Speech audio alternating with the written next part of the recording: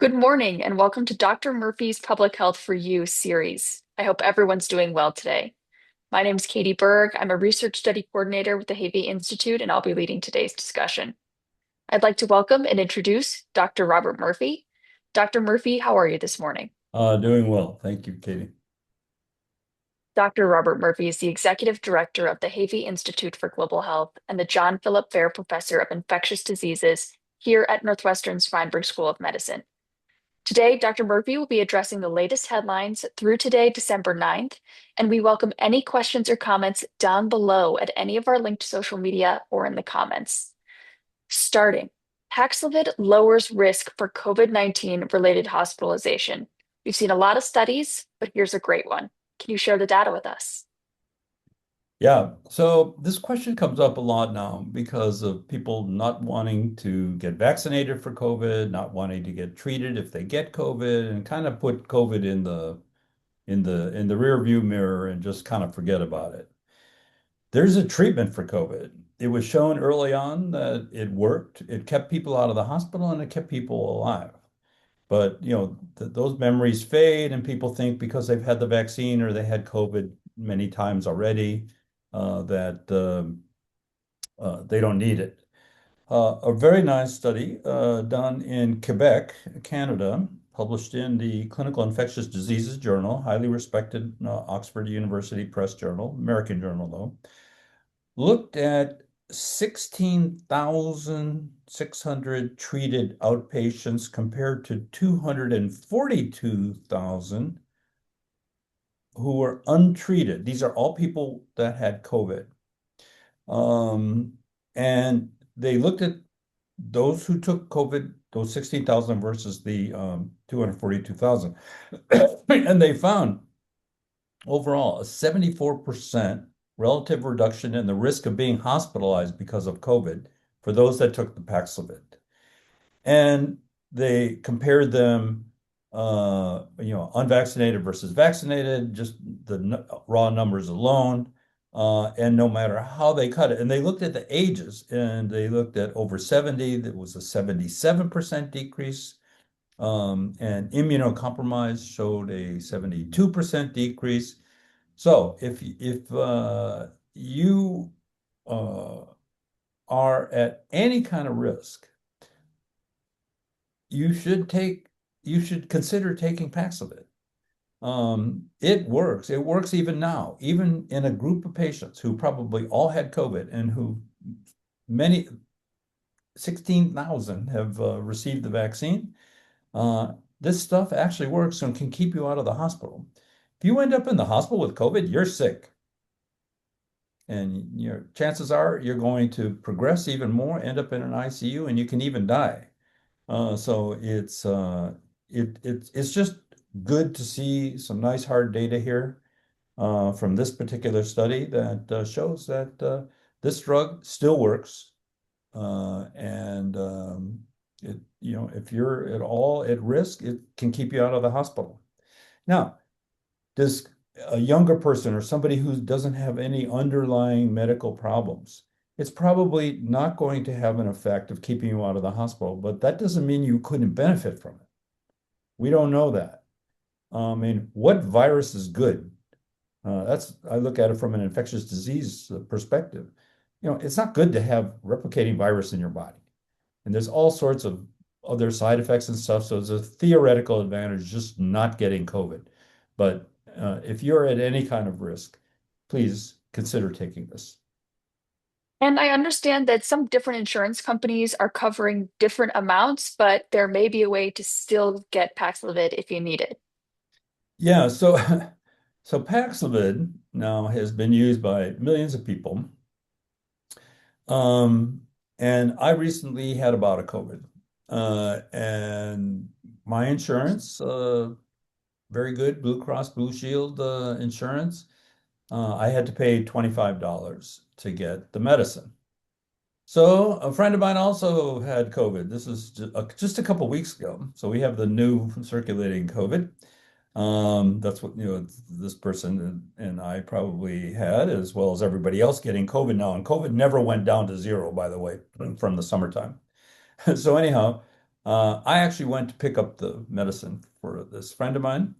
Um, and I had the insurance card and I gave it. And then they said, okay, we have it. Here's the COVID. You owe your copay is $1,400. What? And they said, yes, the insurance paid like $350 and there's $1,400 due. How are you going to pay? I mean, they're just like, how are you going to pay? I said, not going to pay. So I called this person and I said, hey, uh, they're not paying. I mean, you owe $1,400. I said, you should call the insurance company. They confirmed that they're not going to pay. And then, very clever, this person called Pfizer, the company that makes Paxlovid. Um, and very easily, they gave him a special number called the BIN number. Um, they called me. I gave it to the pharmacist. They put this number in the system, says, okay, here's your medicine. It's all paid for. So good for Pfizer to cover the uninsured costs, but like the pharmacist didn't even know about it.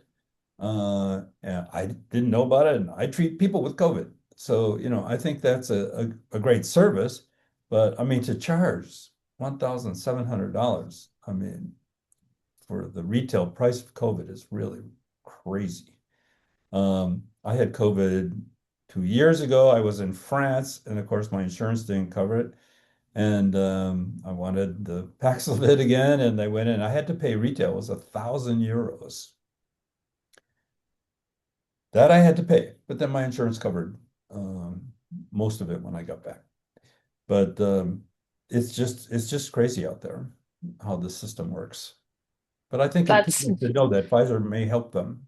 I don't think there's any guarantee, but I think if you just plead your case, they're they're more than willing. Cost of goods, actually, how much it costs to put it in the jar and give it to you, it's probably less than $10. Mhm. That's a It's a guess. very, very steep cost there. And on the other side of it, trying to prevent yourself from getting any of those infections, we now Yeah. know that vaccinations this year, especially among adults, are low. Can you tell us the numbers? Well, we're entering the respiratory season. It's already started. Started early. First of all, the COVID never went away. Flu has started early. RSV has already started. And the other big one is bacterial pneumonia. And there's vaccines for all of those. So they don't work 100%, but they work. So this year, because of all the anti-vaccine kind of sentiment uh, going around, in a survey published by the National Foundation for Infectious Diseases, surveyed over 1,000 adults and found that only 34%, one third, have gotten the flu shot this year. Now, typically it's 50%. So only 50% of the people take it. It's recommended for everybody 6 months and older. Only 25% have gotten the COVID shot. 8% have received the pneumococcal vaccine. Now, the pneumococcal is the bacterial vaccine. That's not given every year. So 8% um, is kind of meaningless because you don't know how many people have had the vaccine in the last 5 years or 10 years or whatever. And we'll talk a little bit more about that in a second. And only 6% got the RSV vaccine. Now, RSV is so far only given once. It works for at least 2 seasons and maybe more. And we'll see after this season if a booster has to be given. But right now, a lot of these 27%, a lot of people, another 27% of people could have had it last year. So that's not the annual rate. But flu and COVID, you have to keep up with those shots every year. Um, Mhm. and it's this is not good. And the one thing that did increase was the number of people getting the pneumonia vaccine has increased by 27%. So that's just, but remember, they don't need it every year, but the number of people taking it jumped up a little bit. You may have seen the ads on TV. There's two new pneumonia vaccines, the 20 and the 21 or whatever. They're both great. The 21 is a little bit better. And these things can and get you into the hospital ICU and actually can cause death. So, people at risk and elderly people, anyone immunocompromised, and those in particular. And then, there's even issues. These are the flu anyway, and COVID were recommended down at 6 months and older. And that may change now with the current ACIP committee at the CDC, which we'll talk about later. Mhm. And you did briefly mention it there, but we do have indications that flu activity is up. Can you share those with us? Yeah, so flu has already started. So this is early for flu to be jumping so high. But this strain this year, H3N2, is an influenza A strain. It is associated with more severe disease than usual than the other strains. And so far, the case positivity of suspected cases has jumped from 2.9 to 5%. And no pediatric deaths so far, but there have been 450 adult deaths and 11,000 hospitalizations in adults already. And we're just beginning the flu season. So January and February and early March are the big times for all of these diseases. So please be up to date with your vaccines and try not to get these serious infections. Absolutely. Very, very important to have that flu vaccine this year. And something this year that has not slowed down whatsoever is the US outbreak of measles. More cases this week in the same places. Can you tell us about it? Yeah, there's 30 additional cases. So this is just this repeating story. It's not going down. It's not going away. The hotspots are the same, Utah, Arizona, and South Carolina, where it continues to spread mostly in unvaccinated people. And you know, it's just we're gonna just have to live with this, I guess. Remember, with measles, in the year 2000, there were no cases in the United States. Why is it important? Some 12, 15% get hospitalized. 1 to 2 people per thousand can die. And we've had 3 deaths in this country already, and we have 1,828 cases, so that's no surprise. Measles is a serious disease, and it's highly, highly contagious. Mhm. And will continue to spread unless that vaccine rate goes up. Now, perhaps one of the most consequential stories we've talked about in a long time, but there was a major change to infant childhood vaccine recommendation schedules by the ACIP this week regarding hepatitis B. Can you tell us about the history of the vaccine, their decision, and why it's so important? So hepatitis B causes inflammation of the liver. Those that About 5% of everybody that gets hepatitis B gets chronic hepatitis B. If children are exposed to hepatitis B, a very high percentage get chronic hepatitis B. And why is that bad?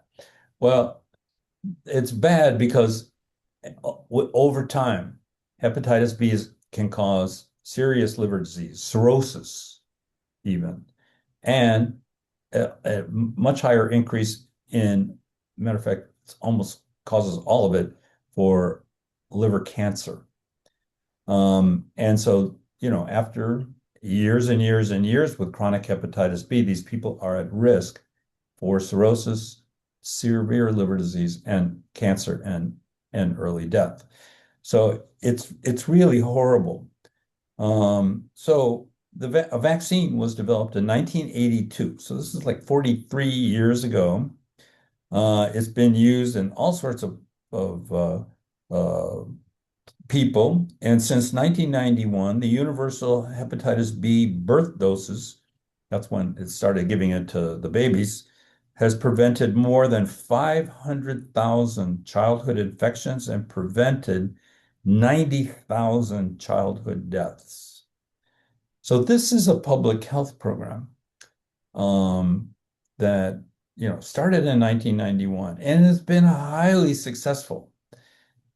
This year, or 2024, last year, the last full year, there were only 20 babies in the entire United States born with hepatitis B because of this program.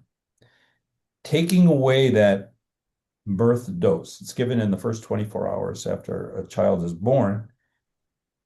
It's estimated that in the United States alone, this is going to result in 1,400 babies getting infected. All right. So we're going to go from 20 to 1,400. And these 1,400 are going to suffer. They're going to get cirrhosis. Many of them are going to get cirrhosis, liver cancer, and they will die prematurely. They won't necessarily live a full life. So if you and the current ACIP is so callous, cruel, actually. They don't care. They say, well, most of the women are tested and they're negative. The baby doesn't need it. Well, they may have been tested, but they may have gotten hepatitis B after they had the test. They didn't get tested just before the baby's born. They got tested sometime during the pregnancy. And so babies get infected. We know we can do the estimates as to how many people are likely to get it. It's going to go up to 1,400. That's a 70-fold increase. This is, and then a lot of people, 1/4 pregnant women get no prenatal care in the first trimester, and 2.3% of pregnant women just show up and deliver a baby with no prenatal care at all. So what's going to happen with them? They're going to have kids that have chronic hepatitis B. And it's a shame because it's completely preventable. We had a program in place. It was safe. There's no babies dying of hepatitis B vaccine. This has been going on since 1982, the vaccine. It's a very safe vaccine. And it's just amazing to take something that's working this well, protecting the health of the country, to all of a sudden just callously being just taken away because somebody feels like it's bad. There's no data to support what this group has said, and that has led many people, including the governor of the state of Illinois and many other governors, to declare that we're not following the CDC guidelines anymore because they don't make any sense, and the people on them are quacks and kooks. This is not how you are supposed to be delivering public health in a country. And this goes true for a lot of other vaccines. So that group is making all sorts of other uh, basically crazy recommendations to dismantle a, a system that actually works very well. And it's not going to make people healthy again. It's going to make people unhealthy and sick. And it's preventable. And undoing a system that works, it's really such a shame. So we'll see how this plays out. And unfortunately, it's looking very bad right now. Yeah, very preventable, very, very reckless. And like you said, we'll have to wait and see how it plays out, but hoping it's better than we estimate and expect. But I would like to thank you, Dr. Murphy, for your expertise and bringing these to the forefront and helping us understand how and why they're so important. Well, thank you, Katie. Have a good weekend. Okay, Thank have a you. good week. We're on Tuesday today, but have a great Yep. week. Have a great week to you all. Thanks for joining us. We'll see you back on Friday. Short break in between episodes here. So if you have any questions or topics you'd like us to address, feel free to comment them down below or at any of our social media. See you Friday.